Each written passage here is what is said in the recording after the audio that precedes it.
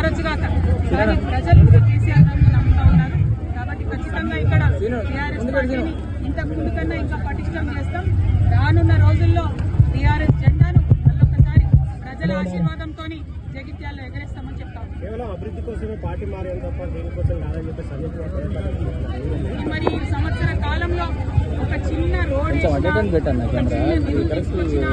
కొండగట్టు పనులు కావచ్చు, జగిత్యాల పనులు కావచ్చు, మొత్తం జిల్లాలో జరగాల్సినటువంటి కూడా కుంటుపడ్డ విషయం ఇక్కడ సంజయ్ గారు మనందరికి కూడా ఎక్స్ప్లెయిన్ చేయాలి. ఈ సంవత్సర కాలంలో ఒక చిన్న పని కూడా రాలేదు, కనీసం ఒక చెరువు పుడకతో కూడా తీయలేదు. కాబట్టి ఏం అభివృద్ధి తీసుకొచ్చింది ప్రజలకు చెప్పుకోవాల్సి ఉంటుంది. Thank you. జై తెలంగాణ. జై తెలంగాణ.